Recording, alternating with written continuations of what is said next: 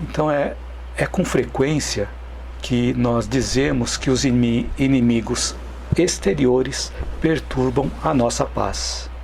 Porém, é necessário olhar para dentro de nós e descobrirmos que os adversários mais difíceis são aqueles que nós não conseguimos afastar com facilidade, porque estão alojados na nossa alma. Então, quais são esses adversários difíceis que estão alojados na nossa alma? Por exemplo, só alguns exemplos, tá? O egoísmo, que nos limita à visão espiritual, impedindo de nós vermos as necessidades das pessoas que nós amamos. O orgulho, que não nos permite acolher a luz do entendimento. Quando alguém nos traz alguma informação nova, que nós podemos aprender com isso, o nosso orgulho pode limitar esse aprendizado, achando que nós já sabemos tudo. Isso nos mantém num nível de desequilíbrio emocional. Nós temos um orgulho elevado de não aceitarmos as coisas que são diferentes das ideias que nós temos. A vaidade, que faz com que nós nos supervalorizemos. E quando nós nos supervalorizamos, desprezamos o merecimento dos outros.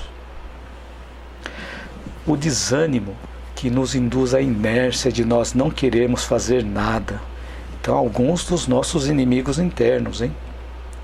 Os exageros, que nos coloca na posição de indisciplinados. Então, quando nós exageramos em algo, quer dizer que nós estamos ultrapassando determinados limites, mostrando que nós não estamos sendo muito disciplinados. O medo de sofrer. Medo de sofrer também é um dos nossos inimigos internos, que paralisa as nossas melhores oportunidades de progresso. Porque nós não realizamos as coisas porque temos medo de sofrer. E quando nós não realizamos as coisas, nós não temos como progredir. Então, às vezes, nós temos medo de sofrer por causa dos erros que podem decorrer daquelas ações que nós estamos tomando. Mas é importante que é com os erros que nós colhemos os aprendizados e daí que nós aprendemos. Não é isso que nos tornou o que nós somos hoje? Então, já comentei também em vários vídeos, vou comentar de novo aqui, que muitas pessoas gostariam de apagar todos os erros do passado. Só que tem um detalhe, se nós apagarmos todos os nossos erros do passado, nós não vamos ser o que nós somos hoje. Porque nós somos hoje o que nós aprendemos com os erros que nós cometemos lá no passado. Então, para transformação dos nossos adversários exteriores, nós contamos com o amparo de amigos que nos ajudam a rever as relações, nos mostrando novos caminhos. E também nós precisamos aprender a praticar o perdão com os adversários exteriores. Mas e com relação aos adversários interiores? Aqueles adversários que residem em nós. Como nós podemos transformar esses adversários? Então, além do auxílio de Deus e do universo, vale o nosso próprio esforço. É um ponto importantíssimo nós incluirmos o nosso esforço. Esforço em eliminar as trevas da ignorância, lembrando daquela frase: conhecereis a verdade e a verdade vos fará livres. O que equivale a dizer que nós nos libertaremos dos nossos sofrimentos emocionais através da nossa autoeducação.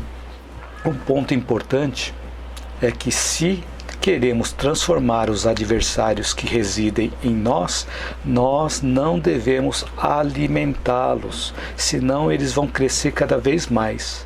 O que eu quero dizer alimentá-los?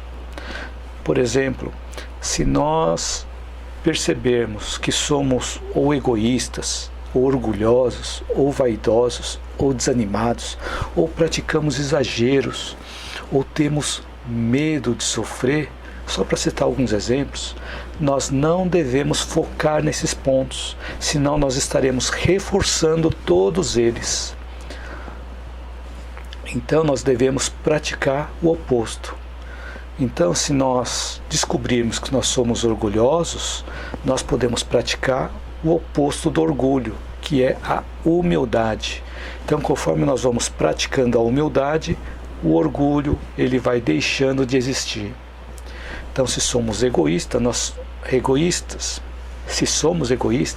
nós podemos procurar praticar a caridade material, mas principalmente a caridade moral. A caridade moral é aquela de saber ouvir as outras pessoas, relevar situações incômodas, doar o nosso tempo para ajudar as pessoas que estão precisando. Essa é a caridade moral. E não precisa da parte financeira, não precisa da parte material, precisa do nosso tempo e da nossa disposição em ajudar as pessoas.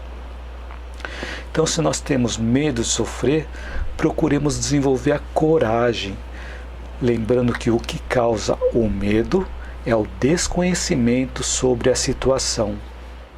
Para que nós possamos deixar o medo, é necessário nós estudarmos e analisarmos a situação que nos causa medo. Porque o conhecimento no assunto vai fazer com que nós fortaleçamos a nossa coragem e também o respeito com relação àquilo que causava medo antes. Então, quanto mais nós conhecemos aquela coisa que nos causa medo, mais nós vamos fortalecendo a nossa coragem. Então é importante nós estudarmos aquilo que causa medo, através do nosso raciocínio, através da nossa consciência, buscarmos a razão, buscarmos a lógica perante aquilo que nos causa medo, procurar entender por que isso me causa medo e procurar estudar sobre aquele assunto.